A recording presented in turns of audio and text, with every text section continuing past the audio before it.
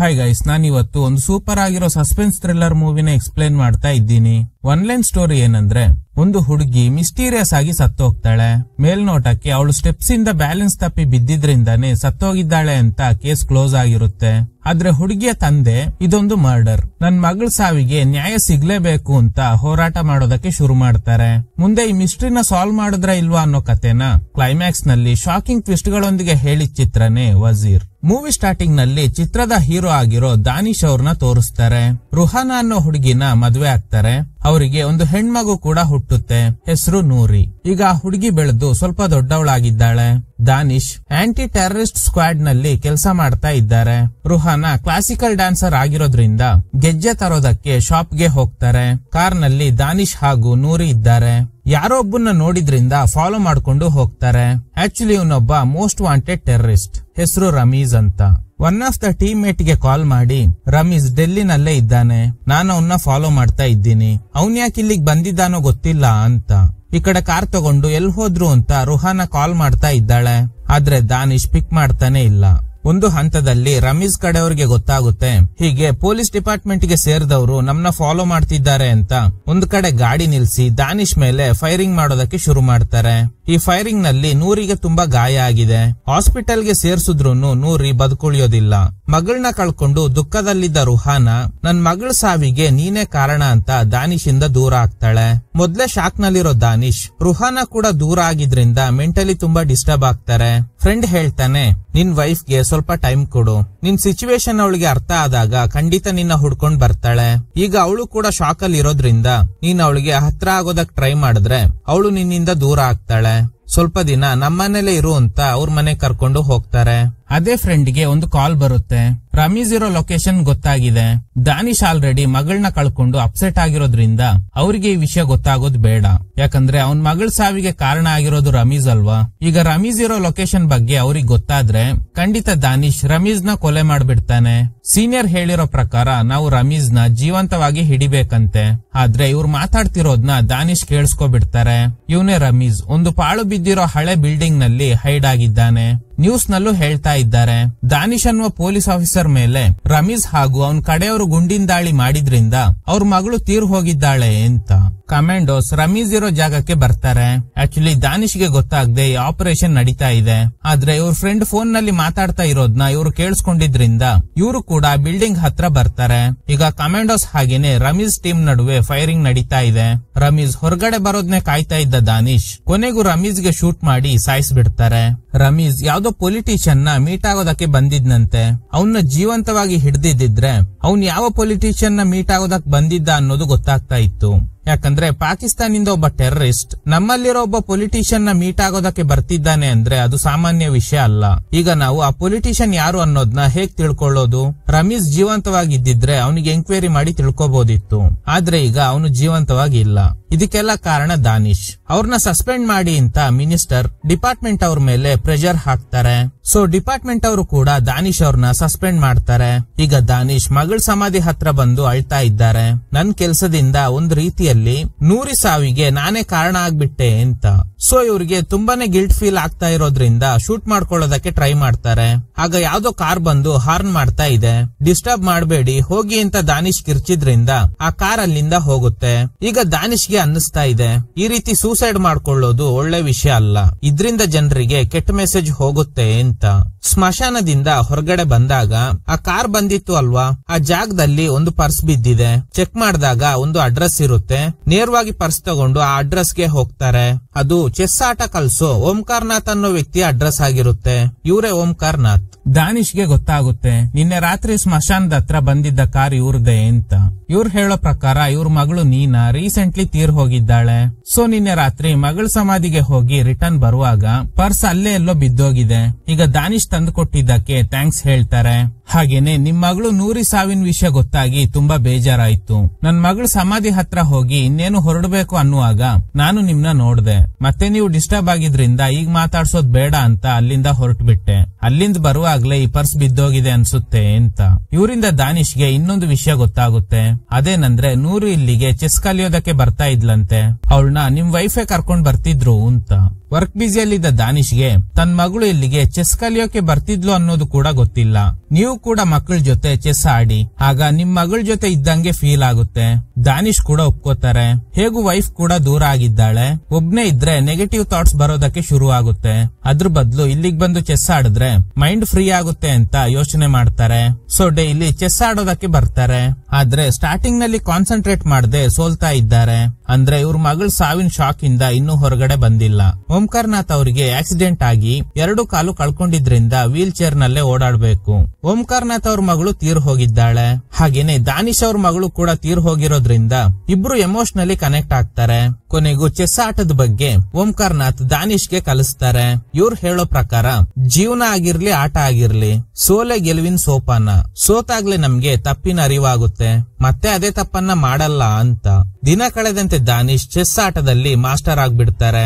ಒಂದಿನ ಓಂಕಾರ್ನಾಥ್ ಹೇಳ್ತಾರೆ, ನಿಮ್ ಮಗಳನ್ನ ಕೊಂದವನ್ನ ಸಾಯಿಸಿ ಸೇಡ್ ತೀರ್ಸ್ಕೊಬಿಟ್ರಿ ಅಲ್ವಾ, ನಾನ್ ಕೂಡ ನನ್ ಮಗಳನ್ನ ಕೊಲೆ ಮಾಡ್ದವನ್ನ ಒಂದಲ್ಲ ಒಂದಿನ ಸಾಯಿಸಿ ಸೇಡ್ ತೀರ್ಸ್ಕೊತೀನಿ ಅಂತ. ಆಗ ದಾನಿಶ್ ಯಾರದು ಅಂತ ಕೇಳಿದಾಗ ವೆಲ್ಫೇರ್ ಮಿನಿಸ್ಟರ್ ಆಗಿರೋ ಯಾಜದ್ ಕುರೇಶಿ. ಇದನ್ ಕೇಳಿ ದಾನಿಶ್ಗೆ ಶಾಕ್ ಆಗುತ್ತೆ. ಓಂಕಾರ್ನಾಥ್ ಅವರು ಹೇಳೋ ಪ್ರಕಾರ ನನ್ ಮಗಳು ನೀನಾ ಯಾಜದ್ ಕುರೇಶಿ ಮಗಳಿಗೆ ಚೆಸ್ ಕಲ್ಸೋದಕ್ಕೆ ಹೋಗ್ತಿದ್ಲು. ಒಂದಿನ ಅವ್ರ ಕಡೆಯಿಂದ ನನ್ಗೆ ಒಂದು ಕಾಲ್ ಬಂತು, ನಿಮ್ ಮಗಳು ನೀನಾ ಸ್ಟೆಪ್ಸ್ ಇಂದ ಬ್ಯಾಲೆನ್ಸ್ ತಪ್ಪಿ ಬಿದ್ದು ತೀರ್ ಹೋಗಿದ್ದಾಳೆ ಅಂತ. ಪೊಲೀಸ್ಗೆ ಸ್ಟೇಟ್ಮೆಂಟ್ ಕೊಡ್ತಾ ಇದ್ದ ಯಾಜದ್ ಕುರೇಶಿನ ನೋಡಿದಾಗ ನನಗೆ ಅವನು ಸುಳ್ಳು ಹೇಳ್ತಾ ಇದ್ದಾನೆ ಅಂತ ಅನ್ನಿಸ್ತಾ ಇತ್ತು. ಸೊ ಅದು ವೆಲ್ ಪ್ಲಾನ್ಡ್ ಮರ್ಡರ್. ಇದನ್ ಕೇಳಿ ದಾನಿಶ್ ಈ ಯಾಜದ್ ಕುರೇಶಿ ಬಗ್ಗೆ ತಿಳ್ಕೊಳ್ಳೋದಕ್ಕೆ ಶುರು ಮಾಡ್ತಾರೆ.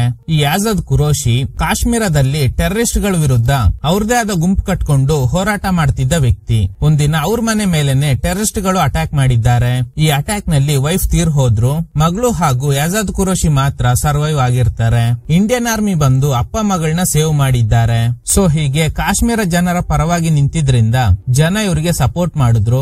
ಈಗ ವೆಲ್ಫೇರ್ ಮಿನಿಸ್ಟರ್. ಈಗ ದಾನಿಶ್ ನೀನಾ ಸತ್ತಾಗ ತೆಗ್ದಿದ್ದ ಫೋಟೋನ ಅಬ್ಸರ್ವ್ ಮಾಡ್ತಾರೆ. ಯಾಜದ್ ಕುರೇಶಿ ಮಗಳ ಹೆಸರು ರೂಹಿ. ಅವಳಿಗೆನೆ ಕೆಲವು ದಿನಗಳಿಂದ ಓಂಕಾರ್ನಾಥ್ ಅವ್ರ ಮಗಳಾಗಿರೋ ನೀನಾ ಚೆಸ್ ಕಲಿಸ್ತಾ ಇದ್ಲು. ಕೊನೆಗೆ ನೀನಾ ಸ್ಟೆಪ್ಸ್ ಇಂದ ಕಾಲ್ ಜಾರಿ ಬಿದ್ದು ತೀರ್ ಹೋದ್ಲು ಅನ್ನೋದು ಫ್ರೆಂಡ್ ಇಂದ ಗೊತ್ತಾಗುತ್ತೆ. ಸರಿ, ನೀನಾ ಸ್ಟೆಪ್ಸ್ ಇಂದ ಬಿದ್ದಾಗ ರೂಹಿ ಎಲ್ಲಿದ್ಲು ಅಂತ ಕೇಳಿದಾಗ ಅವಳು ರೂಮಲ್ಲಿ ಇದ್ಲಂತೆ. ಪೊಲೀಸ್ಗೆ ಹಾಗೇನೆ ಹೇಳಿಕೆ ಕೊಟ್ಟಿದ್ದಾಳೆ. ಸೊ ಈಗ ದಾನಿಶ್ಗೆ ಅನ್ನಿಸ್ತಾ ಇದೆ ರೂಹಿನ ಎಂಕ್ವೈರಿ ಮಾಡಿದ್ರೆ ಏನಾದ್ರೂ ಲೀಡ್ ಸಿಗ್ಬೋದು ಅಂತ. ಫಸ್ಟ್ ಯಾಜದ್ ಕುರೇಶಿನ ಮೀಟ್ ಆದಾಗ ಅವರು ಹೇಳ್ತಾರೆ, ನಾನು ನಿಮ್ಗೆ ಥ್ಯಾಂಕ್ಸ್ ಹೇಳ್ಬೇಕು, ರಮೀಜ್ ನ ಸಾಯಿಸಿ ಒಳ್ಳೆ ಕೆಲಸ ಮಾಡಿದ್ರಿ. ಆಕ್ಚುಲಿ ಅವನೇ ಕಾಶ್ಮೀರದಲ್ಲಿ ನಮ್ಮ ಮನೆ ಮೇಲೆ ದಾಳಿ ಮಾಡಿದ್ರಿಂದ ನಾನು ನನ್ನ ವೈಫ್ ನ ಕಳ್ಕೊಂಡೆ. ಕೊನೆಗೆ ನಾನು ಹಾಗೂ ನನ್ ಮಗಳು ರೂಹಿ ಮಾತ್ರ ಜೀವ ಉಳಿಸ್ಕೊಂಡ್ವಿ. ಆಗ ದಾನಿಶ್, ಅದೆಲ್ಲ ಸರಿ, ನನಗೆ ನೀನಾ ಸಾವಿನ ಹಿಂದೆ ಏನೋ ಮಿಸ್ಟ್ರಿ ಇದೆ ಅಂತ ಅನ್ನಿಸ್ತಾ ಇದೆ. ಇದನ್ ಕೇಳಿ ಯಾಜದ್ ಕುರೇಶಿ ಅವ್ರ ಫೇಸಿಯಲ್ ಎಕ್ಸ್ಪ್ರೆಷನ್ ಚೇಂಜ್ ಆಗುತ್ತೆ. ಈ ಕೇಸ್ ಆಲ್ರೆಡಿ ಕ್ಲೋಸ್ ಆಗಿದೆ. ಅವಳು ಕಾಲ್ ಜಾರಿ ಬಿದ್ದು ಸತ್ತೋದ್ಲು ಅಂತ ಸರಿಯಾಗಿ ರೆಸ್ಪಾಂಡ್ ಮಾಡೋದಿಲ್ಲ. ಇವರು ಮಿನಿಸ್ಟರ್ ಆಗಿರೋದ್ರಿಂದ ಎಂಕ್ವೈರಿ ಮಾಡೋದು ಕಷ್ಟ. ದಾನಿಶ್ಗೂ ಅನ್ನಿಸ್ತಾ ಇದೆ ಮಿನಿಸ್ಟರ್ ಸುಳ್ಳು ಹೇಳ್ತಾ ಇದ್ದಾರೆ ಅಂತ. ಸೀನಿಯರ್ ಬೇರೆ ಬೈತಾರೆ, ಆಲ್ರೆಡಿ ಸಸ್ಪೆನ್ಷನ್ ನಲ್ಲಿ ಇದ್ದೀಯಾ, ಈಗ ಹಳೆ ಕೇಸ್ ಬಗ್ಗೆ ಎಲ್ಲ ಮಿನಿಸ್ಟರ್ ಹತ್ರ ಯಾಕೆ ಎಂಕ್ವೈರಿ ಮಾಡ್ತಾ ಇದ್ದೀಯಾ ಅಂತ. ದಾನಿಶ್ ಅವ್ರ ವೈಫ್ ಜೊತೆ ಆಗಿರೋ ಮಿಸ್ಅಂಡರ್ಸ್ಟ್ಯಾಂಡಿಂಗ್ ಬಗ್ಗೆ ಹೇಳ್ತಾರೆ. ನೆಕ್ಸ್ಟ್ ಡೇನೆ ಓಂಕಾರ್ನಾಥ್ ರುಹಾನ ಮನೆಗೆ ಹೋಗಿ ನಮ್ ಸ್ಕೂಲ್ ನಲ್ಲಿ ಮಕ್ಕಳಿಗೆ ಚೆಸ್ ಕಲಿಸ್ತಾ ಇದ್ದೀವಿ, ಜೊತೆಗೆ ಡ್ಯಾನ್ಸ್ ಕಲಿಸ್ಬೇಕು ಅಂತ ಅನ್ಕೊಂಡಿದ್ದೀನಿ. ನೀವು ಕ್ಲಾಸಿಕಲ್ ಡ್ಯಾನ್ಸರ್ ಅಲ್ವಾ, ದಯವಿಟ್ಟು ಮಕ್ಕಳಿಗೆ ಡ್ಯಾನ್ಸ್ ಕಲಿಸ್ಕೊಡಿ ಅಂತ. ರುಹಾನ ಕೂಡ ಒಪ್ಕೋತಾಳೆ.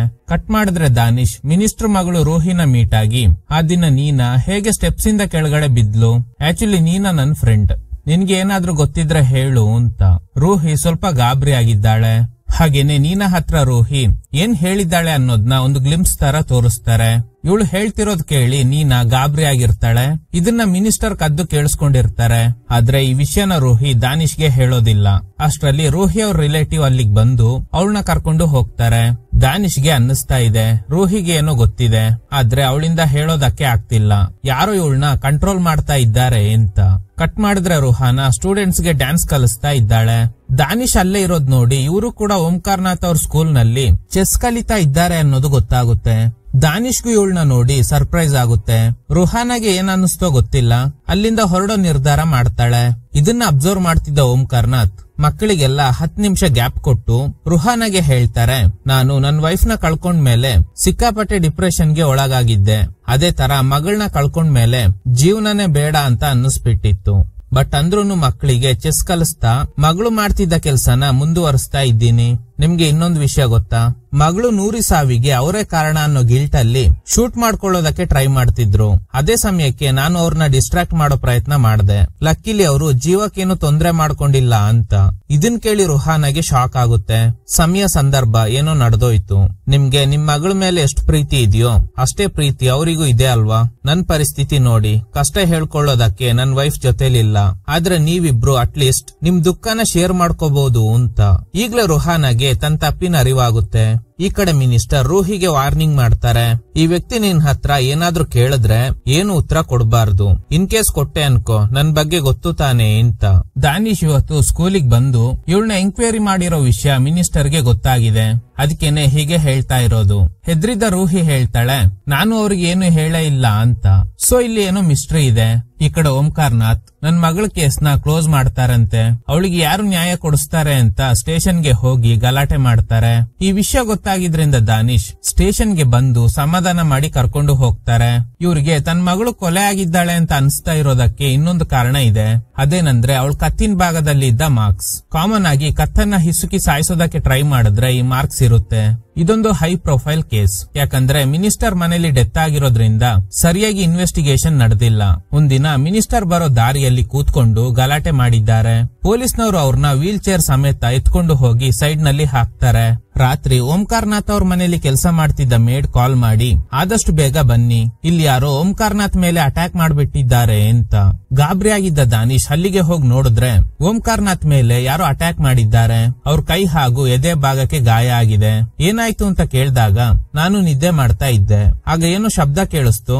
ಹೊರಗಡೆ ಬಂದ್ ನೋಡಿದ್ರೆ ಒಬ್ಬ ಸ್ಟ್ರೇಂಜರ್ ಇದ್ದ. ಅವನ್ ಹೆಸರು ವಜೀರ್. ಮಿನಿಸ್ಟರ್ ವಿಷಯಕ್ಕೆ ಮತ್ತೆ ತಲೆ ಹಾಕ್ಬಾರ್ದು. ನಿನ್ ಮಗಳ ಕೇಸ್ ವಿಷಯದಲ್ಲಿ ಮತ್ತೆ ಯಾರ ಹತ್ರ ಆದ್ರೂ ಹೆಲ್ಪ್ ಕೇಳೋ ಪ್ರಯತ್ನ ಮಾಡಿದ್ರೆ ನಿನ್ನ ಸುಮ್ನೆ ಬಿಡಲ್ಲ ಅಂತ ಸರಿಯಾಗಿ ಹೊಡೆದು ವಾರ್ನಿಂಗ್ ಕೊಟ್ಟು ಹೋಗಿರ್ತಾನೆ. ಮೇಡ್ ಮನೆಗ್ ಬಂದಾಗ ವಜೀರ್ ಇರ್ಲಿಲ್ಲ. ಓಂಕಾರ್ನಾಥ್ ಬಿದ್ದೋಗಿರೋದ್ ನೋಡಿ ದಾನಿಶ್ಗೆ ಕಾಲ್ ಮಾಡಿದ್ದಾರೆ. ಈಗ ಪೊಲೀಸ್ನವರು ಸ್ಪಾಟಿಗೆ ಬಂದು ಇನ್ವೆಸ್ಟಿಗೇಷನ್ ಶುರು ಮಾಡ್ತಾರೆ. ಆ ವಜೀರ್ ನೋಡೋದಕ್ಕೆ ಹೇಗಿದ್ದ ಅಂತ ಕೇಳಿದಾಗ ಅವರು ಹೇಳೋ ಡಿಸ್ಕ್ರಿಪ್ಷನ್ ಆಧಾರದ ಮೇಲೆ ಒಂದು ಸ್ಕೆಚ್ ರೆಡಿ ಮಾಡ್ತಾರೆ. ಓಂಕಾರ್ನಾಥ್ ಹೇಳ್ತಾರೆ, ಆ ಮಿನಿಸ್ಟರ್ ನನ್ನ ಸುಮ್ನೆ ಬಿಡಲ್ಲ ಅನ್ಸುತ್ತೆ. ವಜೀರ್ನ ಕಳ್ಸಿ ವಾರ್ನಿಂಗ್ ಕೊಡಿಸಿದ್ದಾರೆ. ನನ್ಗೆ ಏನು ಆಗದೆ ಇರೋ ಹಾಗೆ ನೋಡ್ಕೋತೀಯಾ ಅಂತ. ನಿಮ್ಗೆ ಏನು ತೊಂದ್ರೆ ಆಗಲ್ಲ, ನಾನಿದ್ದೀನಿ ಅಂತ ದಾನಿಶ್ ಧೈರ್ಯ ತುಂಬ್ತಾರೆ. ರಾತ್ರಿ ವಜೀರ್ ದಾನಿಶ್ಗೆ ಕಾಲ್ ಮಾಡಿ, ನಾನೇ ವಜೀರ್ ಮಾತಾಡ್ತಾ ಇರೋದು. ನೀನು ಆ ತಾತನಿಗೆ ಸೆಕ್ಯೂರಿಟಿ ಕೊಡ್ತಾ ಇದ್ದೀಯ ಅಲ್ವಾ?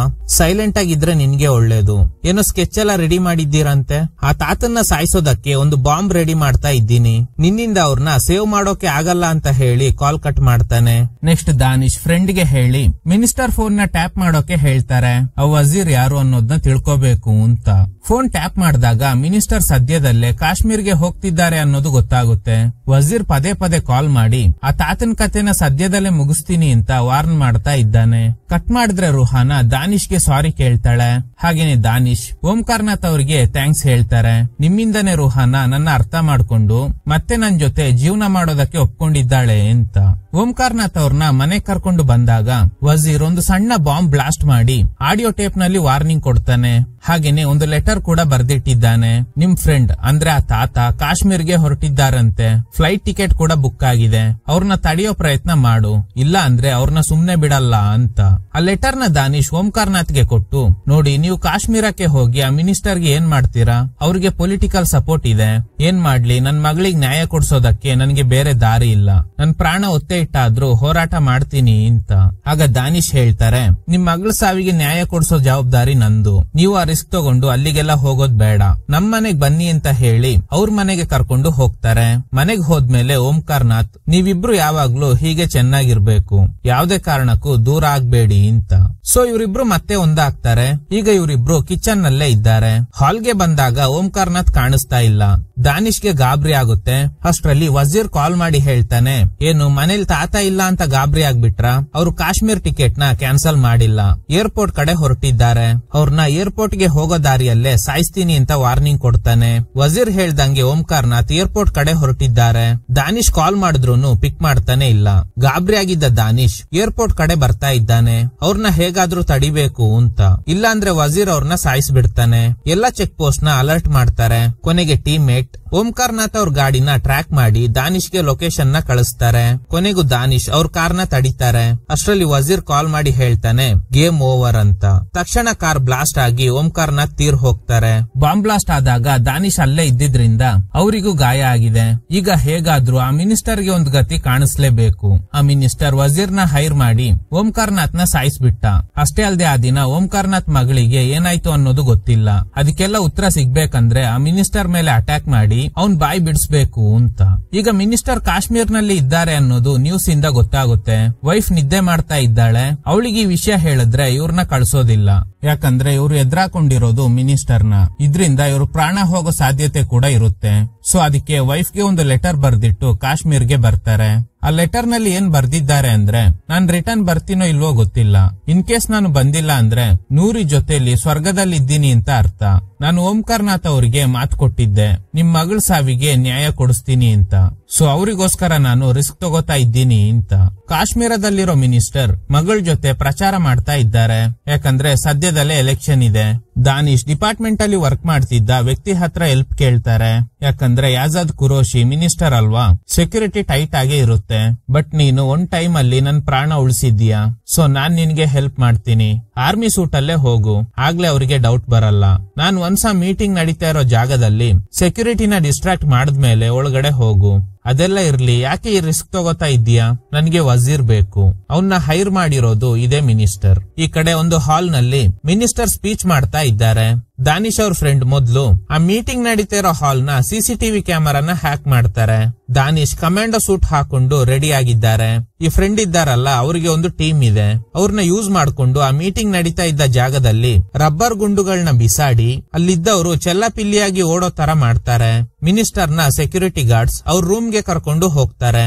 ದಾನಿಶ್ ಅವ್ರ ಫ್ರೆಂಡ್ ಇದನ್ನೆಲ್ಲ ಸಿಸಿಟಿವಿ ಮೂಲಕ ನೋಡ್ತಿರೋದ್ರಿಂದ ಒಳಗಡೆ ಹೋಗಿರೋ ದಾನಿಶ್ಗೆ ಇನ್ಸ್ಟ್ರಕ್ಷನ್ ಕೊಡ್ತಾರೆ. ಮೀಟಿಂಗ್ ನಡೆಯೋ ಜಾಗದಲ್ಲಿ ಗೊಂದಲ ಸೃಷ್ಟಿ ಆಗಿದ್ರಿಂದ ಕಮಾಂಡೋಸ್ ಬರ್ತಾರೆ. ಫ್ರೆಂಡ್ ಹೇಳ್ತಾರೆ, ಕಮಾಂಡೋಸ್ ಬೇರೆ ಬರ್ತಾ ಇದ್ದಾರೆ, ನಾನು ಇವ್ರನ್ನ ಹೇಗಾದ್ರೂ ಡಿಸ್ಟ್ರಾಕ್ಟ್ ಮಾಡ್ತೀನಿ, ನಿನಗೆ ಕೇವಲ 10 ನಿಮಿಷ ಟೈಮ್ ಇದೆ ಅಂತ. ಒಳಗಡೆ ನುಗ್ಗಿರೋ ದಾನಿಶ್ ಸ್ಮೋಕ್ ಕ್ರಿಯೇಟ್ ಮಾಡಿ ಫಸ್ಟ್ ಮಿನಿಸ್ಟರ್ ಸೆಕ್ಯೂರಿಟೀಸ್ ನ ಶೂಟ್ ಮಾಡಿ ಸಾಯಿಸ್ತಾರೆ. ಈ ಕಡೆ ಇವರು ಕಮಾಂಡೋಸ್ ನ ಡಿಸ್ಟ್ರಾಕ್ಟ್ ಮಾಡೋಕೆ ಗಾಳಿಯಲ್ಲಿ ಫೈರಿಂಗ್ ಮಾಡ್ತಾರೆ. ಕಟ್ ಮಾಡಿದ್ರೆ ದಾನಿಶ್ ಮಿನಿಸ್ಟರ್ ರೂಮ್ ಒಳಗಡೆ ನುಗ್ಗಿ ಅವರಿಗೆ ಸರಿಯಾಗಿ ಹೊಡಿತಾರೆ. ವಜೀರ್ ಎಲ್ಲಿ ಅಂತ. ಮಿನಿಸ್ಟರ್ ಹೇಳ್ತಾರೆ, ನನಗೆ ವಜೀರ್ ಅಂತ ಯಾರು ಗೊತ್ತೇ ಇಲ್ಲ. ಟ್ರಿಗರ್ ಆಗಿದ್ದ ದಾನಿಶ್ ಸುಳ್ಳು ಹೇಳ್ತಾ ಇದ್ದೀಯಾ ಅಂತ ಮಿನಿಸ್ಟರ್ ಗೆ ಸರಿಯಾಗಿ ಚಾರ್ಜ್ ಮಾಡ್ತಾರೆ. ಓಂಕಾರ್ ನಾಥ್ ಅವ್ರ ಕಾರ್ ಒಳಗಡೆ ಬಾಂಬ್ ಇಟ್ಟು ಅವ್ರನ್ನ ಸಾಯಿಸ್ಬಿಟ್ಟೆ ಅಲ್ವಾ, ಇದಕ್ಕೆಲ್ಲ ನಿನ್ಗೆ ಹೆಲ್ಪ್ ಮಾಡಿರೋದು ವಜೀರ್. ಕಾಲ್ ಮಾಡಿ ಅವನ್ನ ಬರೋಕೆ ಹೇಳು ಅಂತ. ಆದ್ರೆ ಮಿನಿಸ್ಟರ್ ಏನು ರಿಪ್ಲೈ ಮಾಡ್ತಿಲ್ಲ. ನೋಡಿದ್ರೆ ಅದೇ ರೂಮ್ ಅಲ್ಲಿ ಮಿನಿಸ್ಟರ್ ನ ಮಗಳು ರೂಹಿ ಕೂಡ ಇದ್ದಾಳೆ. ದಾನಿಶ್ ಅವಳಿಗೆ ಹೊರಗಡೆ ಹೋಗೋದಕ್ಕೆ ಹೇಳಿದ್ರೆ ಮಿನಿಸ್ಟರ್ ಅವಳನ್ನ ಹತ್ರ ಬಾ ಅಂತ ಕರೀತಾ ಇದ್ದಾರೆ. ಯಾಕಂದ್ರೆ ಮಗಳನ್ನ ದಾಳವಾಗಿ ಯೂಸ್ ಮಾಡ್ಕೊಂಡು ಹೇಗಾದ್ರೂ ಜೀವ ಉಳಿಸ್ಕೋಬೇಕು ಅಂತ. ಈಗ್ಲೇ ರೂಹಿ 2 ಶಾಕಿಂಗ್ ಟ್ವಿಸ್ಟ್ ಕೊಡ್ತಾಳೆ. ಮೊದಲನೇದು, ಈ ಆಜಾದ್ ಕುರೋಶಿ ರೂಹಿ ಅವ್ರ ತಂದೆನೇ ಅಲ್ಲ. ಏನ್ ನಡೆದಿದೆ ಅಂದ್ರೆ, ಎಲ್ಲಾರು ಅನ್ಕೊಂಡಿರೋ ಹಾಗೆ ಆಜಾದ್ ಕುರೋಶಿ ಕಾಶ್ಮೀರದಲ್ಲಿ ಗುಂಪು ಕಟ್ಕೊಂಡು ಅಲ್ಲಿನ ಜನರ ಪರವಾಗಿ ಹೋರಾಟ ಮಾಡ್ದವನಲ್ಲ. ಆಕ್ಚುಲಿ ಇವನೊಬ್ಬ ಟೆರರಿಸ್ಟ್. ಅವ್ರದೇ ಆದ ಗುಂಪು ಕಟ್ಕೊಂಡು ಪಾಕಿಸ್ತಾನದಿಂದ ಕಾಶ್ಮೀರಕ್ಕೆ ಬಂದು ಯಾರೆಲ್ಲ ಇವ್ರ ವಿರುದ್ಧ ಇರ್ತಾರೋ ಅವ್ರನ್ನೆಲ್ಲ ಟಾರ್ಗೆಟ್ ಮಾಡಿ ಸಾಯಿಸ್ತಾ ಇದ್ರು. ನಾವು ಭಾರತದ ಪರ ನಿಲ್ತೀವಿ, ನಿಮ್ಗೆ ಸಪೋರ್ಟ್ ಮಾಡಲ್ಲ ಅಂತ ಹೇಳ್ದವ್ರಲ್ಲಿ ರೂಹಿ ಅವ್ರ ಫ್ಯಾಮಿಲಿ ಕೂಡ ಒಬ್ರು. ಹೀಗೆ ಆಜಾದ್ ಕುರೋಶಿ ಅಂಡ್ ಟೀಮ್ ಇವ್ರ ವಿರುದ್ಧ ಇದ್ದವ್ರ ಮನೆಗಳ ಮೇಲೆ ದಾಳಿ ಮಾಡಿ ಸಾಯಿಸಿದ್ದಾರೆ. ಇವ್ರಗಳ ಗುಂಡಿಗೆ ರೂಹಿ ಅವ್ರ ತಂದೆ ತಾಯಿ ಕೂಡ ಬಲಿಯಾಗಿರ್ತಾರೆ. ಇಡೀ ಹಳ್ಳಿನ ಧ್ವಂಸ ಮಾಡ್ತಾರೆ. ಈ ವಿಷಯ ಗೊತ್ತಾಗಿ ಅಲ್ಲಿಗೆ ಇಂಡಿಯನ್ ಆರ್ಮಿ ಬಂದಾಗ ಆಜಾದ್ ಕುರೋಶಿಗೆ ಗುಂಡು ತಗುಲಿ ಗಾಯ ಆಗಿತ್ತು. ಅವನ್ ಕಡೆಯವ್ರನ್ನ ಆರ್ಮಿ ಅವರು ಗುಂಡಿಟ್ಟು ಸಾಯಿಸಿರ್ತಾರೆ. ಸೊ ನನ್ನ ಕೂಡ ಖಂಡಿತ ಸಾಯಿಸ್ಬಿಡ್ತಾರೆ, ಹೇಗಾದ್ರೂ ಜೀವ ಉಳಿಸ್ಕೋಬೇಕು ಅಂತ ಬ್ರಿಲಿಯಂಟ್ ಆಗಿ ಯೋಚನೆ ಮಾಡಿದ್ದ ಆಜಾದ್ ಕುರೋಶಿ ಚಿಕ್ಕ ಹುಡುಗಿ ಆಗಿದ್ದ ರೂಹಿನ ನೋಡ್ತಾನೆ. ಅವಳು ಹೆದ್ರಿ ಕಿಚನ್ ನ ಸ್ಲ್ಯಾಬ್ ಅಡಿಯಲ್ಲಿ ಹೈಡ್ ಆಗಿರ್ತಾಳೆ. ಅವಳಿಗೆ ಹೆದರ್ಸ್ತಾನೆ, ನಾನ್ ಹೇಳ್ದಂಗೆ ಕೇಳ್ಬೇಕು, ಇಲ್ಲ ಅಂದ್ರೆ ನಿನ್ ಕುಟುಂಬದವ್ರನ್ನ ಸಾಯಿಸಿದ ತರಾನೇ ನಿನ್ನ ಕೂಡ ಸಾಯಿಸ್ಬಿಡ್ತೀನಿ ಅಂತ. ರೂಹಿನ ಎತ್ಕೊಂಡು ಹೊರಗಡೆ ಬಂದು ಆರ್ಮಿ ಅವರಿಗೆ ಹೇಳಿಕೆ ಕೊಡ್ತಾನೆ. ಏನಂತ ಹೇಳಿಕೆ ಕೊಡ್ತಾನೆ ಅಂದ್ರೆ, ಇವಳೆ ನನ್ ಮಗಳು, ಟೆರರಿಸ್ಟ್ ಗಳು ನಮ್ ಹಳ್ಳಿ ಮೇಲೆ ದಾಳಿ ಮಾಡ್ಬಿಟ್ರು, ಇದ್ರಿಂದ ನನ್ ಕುಟುಂಬದವರೆಲ್ಲ ತೀರ್ ಹೋಗಿದ್ದಾರೆ, ಹೀಗೆ ತೀರ್ ಹೋದವರಲ್ಲಿ ನನ್ ವೈಫ್ ಕೂಡ ಒಬ್ಳು ಅಂತ ಸುಳ್ಳು ಹೇಳಿದ್ದಾನೆ. ಆಮೇಲೆ ಕಾಶ್ಮೀರ ಜನರ ವಿಶ್ವಾಸ ಗಳಿಸಿ ಈಗ ವೆಲ್ಫೇರ್ ಮಿನಿಸ್ಟರ್. ಇದನ್ನೆಲ್ಲ ಕೇಳಿ ದಾನಿಶ್ಗೆ ಗಾಬರಿ ಆಗುತ್ತೆ. ಈ ಸತ್ಯನ ಯಾರಿಗಾದ್ರೂ ಹೇಳಿದ್ರೆ ಸಾಯಿಸ್ಬಿಡ್ತೀನಿ ಅಂತ ರೂಹಿಗೆ ಹೆದರ್ಸಿದ್ರಿಂದ ಅವಳು ಸೈಲೆಂಟ್ ಆಗಿದ್ಲು. ಈಗ ರೂಹಿ ಇನ್ನೊಂದು ಶಾಕಿಂಗ್ ವಿಷಯನ ಹೇಳ್ತಾಳೆ. ಅದೇನಂದ್ರೆ, ರೂಹಿಗೆ ಚೆಸ್ ಕಲ್ಸೋದಕ್ಕೆ ಬರ್ತಿದ್ದ ಓಂಕಾರ್ ನಾಥ್ ಅವ್ರ ಮಗಳು ನೀನಾಗೆ ಈ ಸತ್ಯನ ಹೇಳಿರ್ತಾಳೆ. ಇದನ್ನ ಕೇಳಿಸ್ಕೊಂಡಿದ್ದ ಆಜಾದ್ ಕುರೋಶಿ ನೀನಾ ಈ ವಿಷಯನ ಯಾರಿಗಾದ್ರೂ ಹೇಳಿದ್ರೆ ಇವನೊಬ್ಬ ಟೆರರಿಸ್ಟ್ ಅನ್ನೋದು ಎಲ್ರಿಗೂ ಗೊತ್ತಾಗುತ್ತೆ ಅಂತ ನೀನಾ ಮೇಲೆ ಅಟ್ಯಾಕ್ ಮಾಡಿ ಸಾಯಿಸಿದ ನಂತರ ಆಮೇಲೆ ಪೊಲೀಸ್ ಬಂದಾಗ ಅವಳೆ ಸ್ಟೆಪ್ಸ್ ಇಂದ ಕಾಲ್ಜಾರಿ ಬಿದ್ದು ಸತ್ತೋದ್ಲು ಅಂತ ಹೇಳಿಕೆ ಕೊಟ್ಟಿರ್ತಾನೆ. ರೂಹಿ ಇದನ್ನೆಲ್ಲ ನೋಡಿರ್ತಾಳೆ. ಆದ್ರೆ ಎಲ್ಲಿ ಸತ್ಯ ಹೇಳಿದ್ರೆ ನನ್ನ ಕೂಡ ಸಾಯಿಸ್ಬಿಡ್ತಾನೋ ಅನ್ನೋ ಭಯದಲ್ಲಿ ಸೈಲೆಂಟ್ ಆಗೇ ಇದ್ಲು. ಆಕ್ಚುಲಿ ನೀನಾ ಇವಳಿಗೆ ಮಾತು ಕೊಟ್ಟಿರ್ತಾಳೆ, ನೀನ್ ಹೇಳಿರೋ ಸತ್ಯನ ನಾನು ಯಾರಿಗೂ ಹೇಳೋದಿಲ್ಲ, ಒಂದು ವೇಳೆ ಹೇಳಿದ್ರೆ ನಿನ್ ಪ್ರಾಣಕ್ಕೆ ಅಪಾಯ ಆಗುತ್ತೆ ಅಂತ. ಬಟ್ ಅಂದ್ರೂನು ಯಜಾದ್ ಕುರೋಶಿ ಅವಳನ್ನ ಸಾಯಿಸ್ಬಿಟ್ಟ. ಅಂಡ್ ಆ ದಿನ ಪಾಕಿಸ್ತಾನದಿಂದ ಬಂದಿದ್ದ ರಮೀಜ್ ಈ ಯಜಾದ್ ಕುರೋಶಿನ ಮೀಟ್ ಆಗೋದಕ್ಕೇನೆ ಬಂದಿರ್ತಾನೆ. ಸೊ ಈಗ ಇಷ್ಟು ವಿಷಯ ರೂಹಿಯಿಂದ ದಾನಿಶ್ಗೆ ಗೊತ್ತಾಗುತ್ತೆ. ರಮೀಜ್ ಇವನ್ನ ಮೀಟ್ ಆಗೋದಕ್ಕೆ ಬಂದಿದ್ದ, ಅವನ್ನ ನೋಡಿ ಫಾಲೋ ಮಾಡ್ಕೊಂಡು ಹೋಗಿದ್ರಿಂದಾನೆ ದಾನಿಶ್ ಅವ್ರ ಮಗಳು ಬಲಿಯಾದ್ಲು. ಇದನ್ನೆಲ್ಲ ಕೇಳಿ ಟ್ರಿಗರ್ ಆಗಿದ್ದ ದಾನಿಶ್ ಯಾಜಾದ್ ಕುರೋಶಿಗೆ ಶೂಟ್ ಮಾಡಿ ಸಾಯಿಸ್ಬಿಡ್ತಾರೆ. ರೂಹಿ ಇದನ್ನೆಲ್ಲ ಮೀಡಿಯಾ ಮುಂದೆ ಹೇಳಿದ್ರಿಂದ ವೆಲ್ಫೇರ್ ಮಿನಿಸ್ಟರ್ ಆಗಿದ್ದ ಯಾಜಾದ್ ಕುರೋಶಿ ಒಬ್ಬ ಟೆರರಿಸ್ಟ್ ಅನ್ನೋದು ಗೊತ್ತಾಗುತ್ತೆ. ಕಟ್ ಮಾಡಿದ್ರೆ ಓಂಕಾರ್ ನಾಥ್ ಅವ್ರ ಸ್ಕೂಲ್ ನಲ್ಲಿ ಡ್ಯಾನ್ಸ್ ಫಂಕ್ಷನ್ ನಡೀತಾ ಇದೆ. ಓಂಕಾರ್ ನಾಥ್ ಬದುಕಿದ್ದಾಗ ರೆಕಾರ್ಡ್ ಮಾಡಿದ ಆಡಿಯೋ ಇಟ್ಕೊಂಡು ಡ್ಯಾನ್ಸ್ ಮಾಡ್ತಾ ಇದ್ದಾರೆ. ಚೆಸ್ ನಲ್ಲಿ ಸರಿಯಾಗಿ ಆಡೋದ್ನ ಕಲ್ತ್ರೆ ಒಂದಿನ ನೀನು ಕೂಡ ವಜೀರ್ ಆಗ್ಬಿಡ್ತೀಯಾ ಅಂತ. ಇದನ್ ಕೇಳಿ ಅದೇ ಫಂಕ್ಷನ್ ನಲ್ಲಿದ್ದ ದಾನಿಶ್ಗೆ ಶಾಕ್ ಆಗುತ್ತೆ. ಯಾಕಂದ್ರೆ ಓಂಕಾರ್ ನಾಥ್ ನನ್ ಮೇಲೆ ಅಟ್ಯಾಕ್ ಮಾಡಿದ್ದು ವಜೀರ್ ಅಂತಾನೆ ಹೇಳಿರ್ತಾರೆ. ಡೌಟ್ ಬಂದು ಓಂಕಾರ್ ನಾಥ್ ಮನೆಯಲ್ಲಿ ಮೇಡ್ ಆಗಿದ್ದ ಲೇಡಿನ ಮೀಟ್ ಆಗಿ ಆ ದಿನ ಮನೆ ಒಳಗಡೆ ನುಗ್ಗಿ ಓಂಕಾರ್ ನಾಥ್ ಮೇಲೆ ಅಟ್ಯಾಕ್ ಮಾಡಿದ್ದ ವಜೀರ್ನ ನೀನು ನೋಡ್ದ ಅಂತ ಕೇಳಿದಾಗ ಇಲ್ಲ, ಅವ್ರು ಹೇಳಿದ್ರು ಅವನು ಅಟ್ಯಾಕ್ ಮಾಡಿ ಓಡೋದ ಅಂತ. ನಾನ್ ಬಂದಾಗ ಅಲ್ಲಿ ವಜೀರ್ ಇರ್ಲಿಲ್ಲ. ಹಾಗೇನೆ ಓಂಕಾರ್ ನಾಥ್ ಒಂದಿನ ದಾನಿಶ್ ವಜೀರ್ನ ಹುಡ್ಕೊಂಡು ನಿಮ್ ಹತ್ರ ಬರ್ತಾನೆ. ಆಗ ಇದನ್ನ ಕೊಡಿ ಅಂತ ಹೇಳಿರ್ತಾರೆ. ಆಕ್ಚುಲಿ ಅದೊಂದು ಪೆನ್ ಡ್ರೈವ್. ಅದನ್ನ ಕನೆಕ್ಟ್ ಮಾಡಿದಾಗ ಓಂಕಾರ್ ನಾಥ್ ಸಾಯೋಕು ಮುಂಚೆ ಒಂದು ವಿಡಿಯೋ ರೆಕಾರ್ಡ್ ಮಾಡಿರ್ತಾರೆ. ನಿಮ್ಗೆ ಈ ಪೆನ್ ಡ್ರೈವ್ ಸಿಕ್ಕಿ ಪ್ಲೇ ಮಾಡಿದ್ರೆ ನೀವು ಗೆಲ್ಲೋದ್ನ ಕಲ್ತಿದ್ದೀರಾ ಅಂತ ಅರ್ಥ. ನನ್ ಮಗಳ ಸಾವಿಗೆ ಹೇಗೆ ನ್ಯಾಯ ಕೊಡಿಸ್ಬೇಕೋ ನನ್ಗೆ ಗೊತ್ತಾಗ್ಲಿಲ್ಲ. ಆಗ್ಲೇ ಶೂಟ್ಔಟ್ ನಲ್ಲಿ ನೀವು ನಿಮ್ ಮಗಳನ್ನ ಕಳ್ಕೊಂಡಿರೋ ವಿಷಯ ಗೊತ್ತಾಯ್ತು. ಮಗಳನ್ನ ಕಳ್ಕೊಂಡ ಒಬ್ಬ ತಂದೆ ನೋವು ಹೇಗಿರುತ್ತೆ ಅನ್ನೋದು ನಿಮ್ಗೆ ಖಂಡಿತ ಗೊತ್ತಿರುತ್ತೆ. ಯಾಜಾದ್ ಕುರೋಶಿ ಒಬ್ಬ ಮಿನಿಸ್ಟರ್, ಅವನ್ನ ಎದುರಾಕೊಳ್ಳೋದಕ್ಕೆ ಆಗಲ್ಲ. ಆಗ್ಲೇ ವಜೀರ್ ಬಂದು ನನ್ ಮೇಲೆ ಅಟ್ಯಾಕ್ ಮಾಡ್ದ, ಅವನು ಮಿನಿಸ್ಟರ್ ಕಡೆಯವನು ಅಂತ ಅವರೇ ಚಾಕುವಿಂದ ಚುಚ್ಕೊಂಡು ಎಲ್ರಿಗೂ ನಂಬಿಸಿರ್ತಾರೆ. ಒಂದು ವಾಯ್ಸ್ ಚೇಂಜರ್ ಡಿವೈಸ್ ಮೂಲಕ ವಜೀರ್ ತರ ಇವರೇ ದಾನಿಶ್ ಜೊತೆ ಮಾತಾಡಿರ್ತಾರೆ. ಮನೆಯಲ್ಲಿ ಒಂದು ಸಣ್ಣ ಬಾಂಬ್ ಬ್ಲಾಸ್ಟ್ ಆಗಿರುತ್ತೆ ಅಲ್ವಾ, ಅದನ್ನೆಲ್ಲ ಇವರೇ ಮಾಡಿರ್ತಾರೆ. ವಜೀರ್ ಅನ್ನೋ ವ್ಯಕ್ತಿ ಇದ್ದಾನೆ ಅನ್ನೋದ್ನ ದಾನಿಶ್ ಸ್ಟ್ರಾಂಗ್ ಆಗಿ ನಂಬ್ಲಿ ಅಂತಾನೆ ಹೀಗ್ ಮಾಡ್ತಾರೆ. ಅದಕ್ಕೂ ಮುಂಚೆ ನ್ಯೂಸ್ ನಲ್ಲಿ ದಾನಿಶ್ ಅವ್ರ ಮಗಳು ಸಾವಿನ ವಿಷಯ ಕೇಳಿ ಇವ್ರನ್ನ ಫಾಲೋ ಮಾಡೋದಕ್ಕೆ ಶುರು ಮಾಡಿದ್ದಾರೆ. ಒಂದಿನ ಸ್ಮಶಾನದ ಹತ್ರ ಫಾಲೋ ಮಾಡ್ಕೊಂಡು ಬರ್ತಾರೆ. ಮಗಳ ಸಾವಿನ ಗಿಲ್ಟ್ ಫೀಲ್ ಅಲ್ಲಿ ಸಾಯೋಕೆ ಹೊರಟಿದ್ದ ದಾನಿಶ್ ನ ಡಿಸ್ಟ್ರಾಕ್ಟ್ ಮಾಡಿ ಇವರೇ ಬೇಕು ಅಂತ ಪರ್ಸ್ನ ಬಿಸಾಡಿ ಬಂದಿರ್ತಾರೆ. ಅದ್ರ ಮೂಲಕ ಫಸ್ಟ್ ಇವ್ರ ಅಡ್ರೆಸ್ ಗೆ ದಾನಿಶ್ ನ ಕರ್ಸ್ಕೊಳ್ಳೋದೆ ಫಸ್ಟ್ ಪ್ಲಾನ್. ಬಂದ ಮೇಲೆ ಎಮೋಷನಲಿ ಕನೆಕ್ಷನ್ ಬೆಳೆಸ್ಕೊಂಡು ಆಮೇಲೆ ಇದನ್ನೆಲ್ಲ ಪ್ಲಾನ್ ಮಾಡಿರ್ತಾರೆ. ಕೊನೆಯದಾಗಿ ಮಿನಿಸ್ಟರ್ ನ ಹುಡ್ಕೊಂಡು ಕಾಶ್ಮೀರ್ಗೆ ಹೋಗೋ ತರ ಡ್ರಾಮಾ ಮಾಡಿದ್ದಾರೆ. ವಜೀರ್ ತರ ಕೊನೆಯದಾಗಿ ಒಂದು ವಾಯ್ಸ್ ನೋಟ್ ನ ದಾನಿಶ್ಗೆ ಕಳಿಸಿ ಕಾರ್ ಬ್ಲಾಸ್ಟ್ ಆಗೋ ತರ ಮಾಡಿರ್ತಾರೆ. ಹೀಗೆ ಸತ್ತಿದ್ರಿಂದ ದಾನಿಶ್ಗೆ ಆ ಮಿನಿಸ್ಟರ್ ವಜೀರ್ ನ ಹೈರ್ ಮಾಡಿ ಓಂಕಾರ್ ನಾಥ್ ನ ಬಲಿ ತಗೊಂಡಿದ್ದಾರೆ. ಅವ್ರನ್ನ ಸುಮ್ನೆ ಬಿಡಬಾರ್ದು ಅನ್ನೋ ಕೋಪ ನೆತ್ತಿಗೇರುತ್ತೆ. ಅದೇ ಓಂಕಾರ್ ನಾಥ್ ಅವರಿಗೂ ಬೇಕಿತ್ತು. ಹೇಗಾದ್ರೂ ನನ್ ಮಗಳನ್ನ ಕೊಂದವನ್ನ ಸಾಯಿಸ್ಬೇಕು, ಕಾನೂನ್ ರೀತಿಯಲ್ಲಿ ಅದು ಸಾಧ್ಯ ಇಲ್ಲ. ಅದಕ್ಕೆ ದಾನಿಶ್ ನ ದಾಳವಾಗಿ ಯೂಸ್ ಮಾಡ್ಕೊಂಡಿದ್ದಾರೆ. ಈ ಪ್ರಾಸೆಸ್ ನಲ್ಲಿ ಓಂಕಾರ್ ನಾಥ್ ತನ್ನ ಜೀವನೇ ಕಳ್ಕೊಂಡ್ರು. ಯಾಕಂದ್ರೆ ಜೀವಂತವಾಗಿದ್ದು ನನ್ ಮಗಳಿಗೆ ನ್ಯಾಯ ಕೊಡ್ಸು ಅಂತ ಎಷ್ಟೇ ರಿಕ್ವೆಸ್ಟ್ ಮಾಡಿದ್ರು ದಾನಿಶ್ ಇಷ್ಟೆಲ್ಲ ರಿಸ್ಕ್ ತಗೋತಾ ಇದ್ರ ಗೊತ್ತಿಲ್ಲ. ಆದ್ರೆ ಓಂಕಾರ್ ನಾಥ್ ಸತ್ತಿದ್ರಿಂದ ಟ್ರಿಗರ್ ಆಗಿದ್ದ ದಾನಿಶ್ ಆ ಮಿನಿಸ್ಟರ್ ಕತೆನ ಮುಗಿಸ್ಬಿಟ್ರು. ಸೊ ಇದನ್ನೆಲ್ಲ ಓಂಕಾರ್ ನಾಥ್ ಮಾಡಿದ್ದೆ ತನ್ನ ಮಗಳ ಸಾವಿಗೆ ನ್ಯಾಯ ಸಿಗ್ಲಿ ಅಂತ. ನೀವು ಈ ರೆಕಾರ್ಡಿಂಗ್ ನೋಡ್ತಿರೋ ಟೈಮ್ ಅಲ್ಲಿ ನಾನು ಸ್ವರ್ಗದಲ್ಲಿ ನಿಮ್ ಮಗಳು ನೂರಿಗೆ ಚೆಸ್ ಕಲಿಸ್ತಾ ಇರ್ತೀನಿ ಅಂತ ಹೇಳೋದ್ರ ಜೊತೆಗೆ ಈ ರೆಕಾರ್ಡಿಂಗ್ ಸ್ಟಾಪ್ ಆಗುತ್ತೆ. ಈ ವಿಡಿಯೋ ನೋಡಿ ದಾನಿಶ್ ತುಂಬಾನೇ ಎಮೋಷನಲ್ ಆಗ್ತಾರೆ. ಇದ್ರೊಂದಿಗೆ ಈ ಚಿತ್ರ ಎಂಡ್ ಆಗುತ್ತೆ. Okay guys, thanks for watching. ಈ ತರದ ಥ್ರಿಲ್ಲಿಂಗ್ ವಿಡಿಯೋಗಳಿಗಾಗಿ ನಮ್ಮ ಸಿನಿಮಾ ಫ್ಯಾಕ್ಟ್ಸ್ ಚಾನೆಲ್ ನ ತಪ್ಪದೆ ಸಬ್ಸ್ಕ್ರೈಬ್ ಮಾಡಿ, ಪಕ್ಕದಲ್ಲಿರೋ ಬೆಲ್ ಐಕನ್ ನ ಪ್ರೆಸ್ ಮಾಡಿ ಆಲ್ ನೋಟಿಫಿಕೇಶನ್ ಗಳನ್ನ ಆನ್ ಮಾಡಿ ಇಟ್ಕೊಳ್ಳಿ.